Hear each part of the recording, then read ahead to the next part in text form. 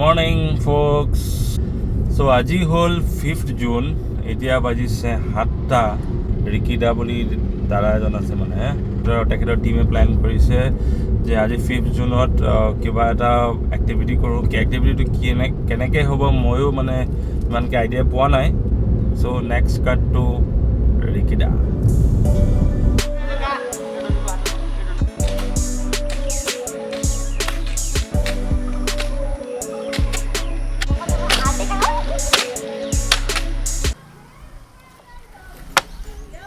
এই জুইখন জ্বলাইছোঁ আমি আমাৰ টায়াৰটো হোল্ড কৰিব হ'লে এইটো চাই লওক এইটো জুংগা কৰিছোঁ আমি গেৰেজৰ পৰা ঠিক আছে এইটো এনেকৈ কৰি কিনে আমি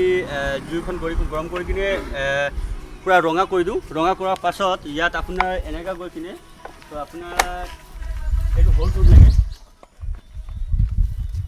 এইটো হোল্ড হৈছে দেখিছে এইটো হোল্ড হৈছে হোলটো হৈছে কাৰণ কি এইটো আমি ইয়াত মানে আমি টায়াৰটো কৰি দিম মানে টায়াৰ বান্ধি কিনে ফুটা কৰি আছোঁ এইটো চাওক ঠিক আছে 4টা ফুটা কৰিলোঁ ইয়াৰ পৰা আমি টায়াৰটো সোমাই দিম এই টায়াৰটো মানে আমি গছৰ ভিতৰত সোমাম এই গছৰ ভিতৰত মানে কোনো মানুহে লৈ নোযোৱাৰ বাবে আমি এই টায়াৰটো সোমাই ধুনীয়াকৈ বান্ধি দিম গছৰ ভিতৰত সোমাই আমি এইটো এই পলৰ ভিতৰত সোমাই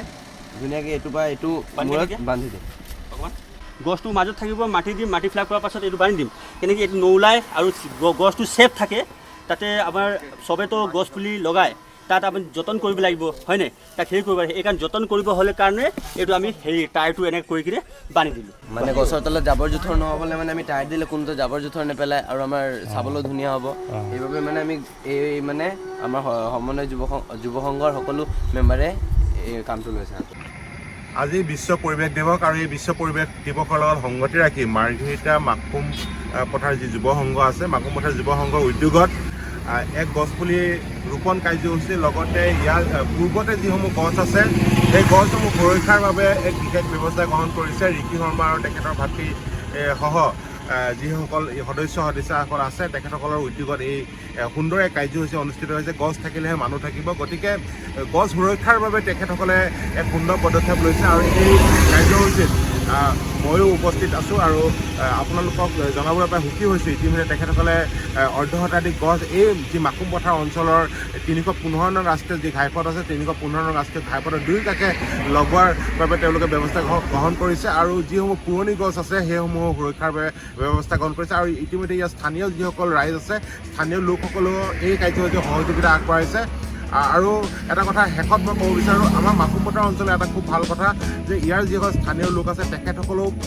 ইয়াৰ ৰাষ্ট্ৰীয় ঘাইপথৰ কাষৰ যিসমূহ গছ আছে সেইসমূহ প্ৰতিপালনৰ বাবে তেখেতসকলে সদায় সুৰক্ষাৰ বাবে চেষ্টা কৰি আহিছে ধন্যবাদ আজি বিশ্ব পৰিৱেশ দিৱস হিচাপে আমি আমাৰ মাকুম পথাৰ যুৱ সংঘই আজি এসপ্তাহ জুৰি এই কাৰ্যসূচী লৈছোঁ হাতত আৰু আমাৰ অকল চুনমৰাই নহয় ইয়াতো আমি টায়াৰ লগাম আপোনালোকে দেখিছে ভিডিঅ'টোত টায়াৰ লগাম আমি টায়াৰবোৰ কৰিম আৰু ৰেডিয়াম মাৰিম তাৰপিছত জংঘল কটা গোটেই কামবোৰ আমি হাতত লৈছোঁ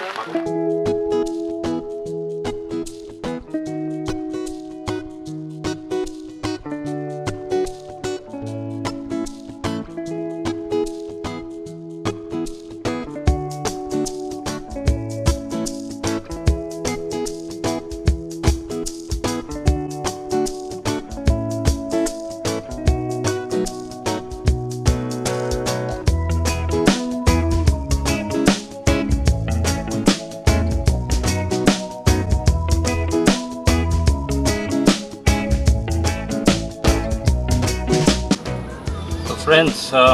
সেয়াই আছিল আজিৰ ব্লগ এতিয়া ঘৰলৈ উভতি দিলোঁ আৰু যিমানখিনি পাৰিলোঁ আপোনালোকক দেখাব চেষ্টা কৰিলোঁ যে 5th June world environment day not only on that day যেতিয়াও পাৰে গছপুলি ৰুব মই মোৰ ফালৰ পৰা মোৰ পাৰ্টটো কৰিলোঁ আশা কৰোঁ আপোনালোকেও প্লেণ্টেশ্যন কৰিব and make our world green green green cheers bye আকৌ লগ পাম